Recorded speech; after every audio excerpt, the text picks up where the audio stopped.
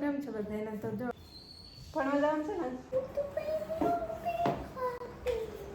Hello કેમ છો બધાને? તો જો સવારમાં મારે તો બધું કામ થઈ ગયું, કચરા પોતાનું બધું કરી નાખ્યો અને ક્રિશુબેન ઉઠી ગયા અને ઉઠીને છે ને તરબૂચ ખાઈ લીધું. ભણવા જવાનું છે ને. એટલા દી રજા હતી મજા આવી ગયા. કેટલા દી રજા હતી?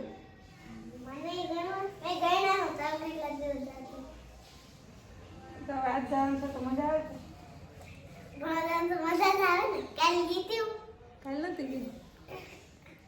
સપનું આવ્યો તો કેવી ને ભણવા ગઈ હોય કાલે જો શીખવા આવવા માંડી. તરબૂચ ખાઈ લીધું ને ટાઢું ટાઢું. તાર મોડું થતું હોય ને ભણવા જવું હોય ને એટલે. બાકી કાંઈથી ખાધું કા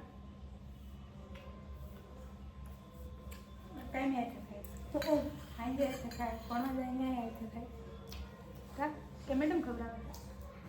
હિંકા ચોકની મેડમ ખવડાવે. ઝીણકા હોય એને જ ખવડાવે, મોટા ન ખવડાવે. તો મોટી છે ને.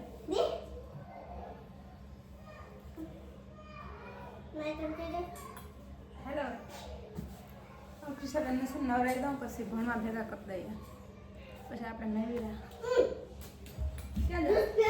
હમણાં નહીં થોડીક વાર ધારે હજુ ખાધું જ છે ને હમણાં.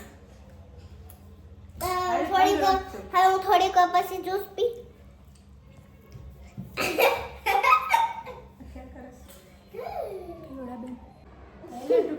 કેમ છો બધા? જો આ ક્રિશાબેનને છે નવરાવી દીધી અને હવે છે ને તેલમાંથી દો અને પછી તૈયાર કરી અને પછી ભણવા ભેગી કરી દો. પછી 5 વાગ્યા છે. 12 થી 5.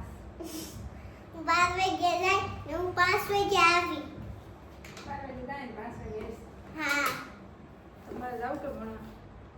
મને તો જવાની મજા આવે, લેસન કરવાની બહુ મજા આવે ને મને મેડમ બનવાની મજા આવે. મમ્મી તું કે તને મને હું બનાવું? પોલીસ કા ગમે તને? મને તો એટલે બંદૂક હોય કે દંડો હોય. સાચું કા? બધા એની પાસે બંદૂક જોઈ જ નથી કોઈ દી. હોય સાચું કા? હોય એની પાસે હોય કિસ્સામાં પણ એને એ બંદૂક ને પછી બધા પાસે ના હોય. જે મમ્મી પોલીસ વાળા હોય ને એની પાસે. પણ એને એ પછી બંદૂક ને શું કરે? પછી બંદૂક એ તો રાખવાની હોય. મારા છોરા આવીને જાઉં છું ભણવા. કા મમ્મી? હા આજ બેન ભણવા જાય એટલા દિવસથી ઘેર હતા ને. હા હોળી આવવાની હતી ને એટલે. હવે હોળી વહી ગઈ ભણવા જવાનું. હા અમે હોળી રમી હતી પછી બે ને હે ને મારા મમ્મી પપ્પાને બે જ આઈડિયા આવ્યો હતો કે હે ને મમ્મીને એ આઈડિયા આવ્યો હતો કે પપ્પા આવે ને તો આપણે હે ને કલેરેથી ભરી મૂકશું. ને પપ્પાને એ જ આઈડિયા આવ્યો હતો કે હે ને આપણે ચૂપચાપ એને ઘરમાં જઈને એને ભરી મૂકશું. હા કા મજા થઈ ગઈ ને હવે? મજા આવે પછી હે ને હોળી વહી ગઈ તો હોળીમાં બહુ મજા કરી.